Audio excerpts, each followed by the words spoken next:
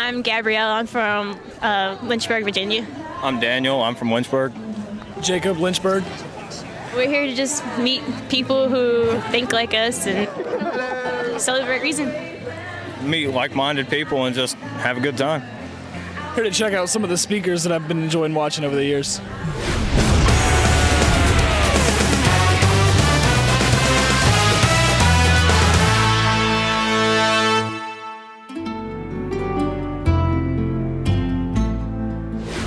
Youssef Nadarkhani was born into an Iranian Islamic family back in 1977. As a teenager, he converted to Christianity and today is better known as Pastor Nadarkhani.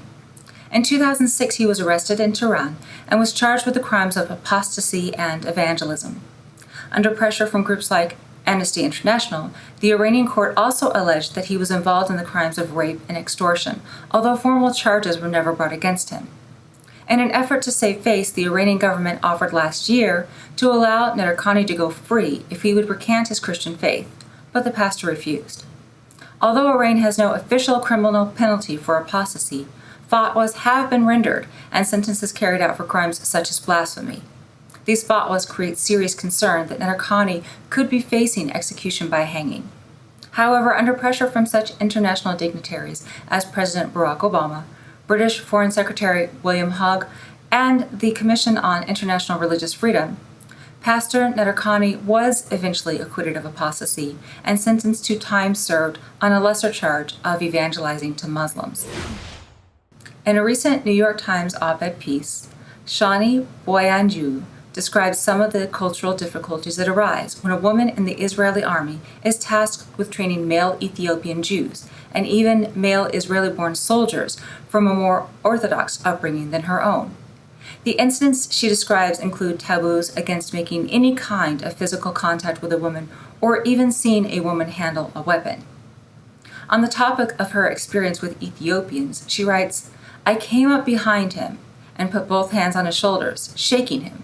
I wanted to explain, look how easy it is for me to shake you out of position. But I couldn't, because the soldier was yelling at me like he was on fire." She concluded the episode writing, "It was only when the drill ended that I caught what he was saying. I observed touch." Observing touch, she explains, is a voluntary restriction against touching or being touched by females. Ms. Boyanju is the author of a novel entitled The People of Forever or Not Afraid.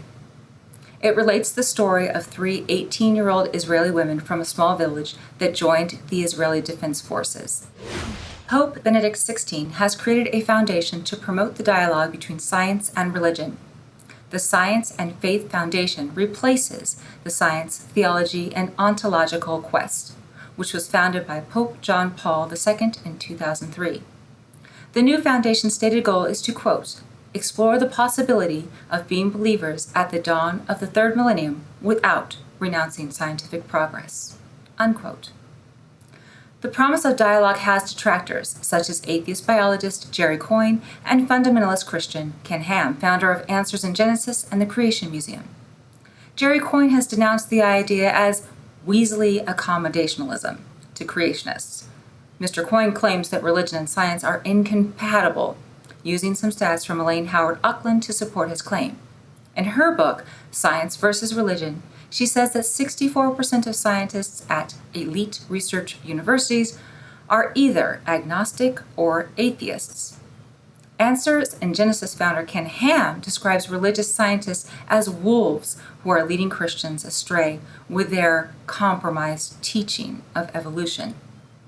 One of those wolves is Francis S. Collins, an evangelical Christian who is also the director of the National Institute of Health.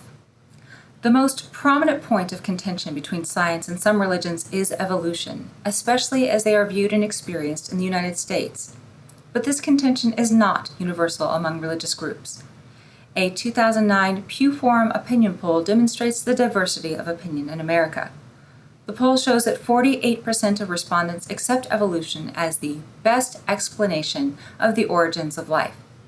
Buddhist, Hindus, and Jewish groups show the highest level of acceptance of evolution, with 75% of respondents indicating agreement with the scientific theory. Catholics, Orthodox, and Protestant groups all show a majority acceptance of evolution. The group with the lowest percentage includes evangelicals, Mormons, and Jehovah's Witnesses. However, it is important to note that numbers used by Mr. Coyne do not prove that religion and science are incompatible. They only indicate the existence of a selection bias. They also show that 36% of scientists are able to reconcile their faith with science. Considering this fact, dialogue can perhaps combat the politically motivated lies and spin that cause rejection of evolution.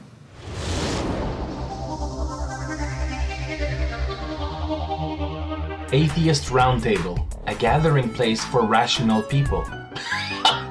Funny pictures and videos. Profound atheist quotes. The religious going crazy. The latest news. World domination. Casual discussions. Baby eating. The ultimate forum for a lively dialogue. Come join the fun at atheistroundtable.com.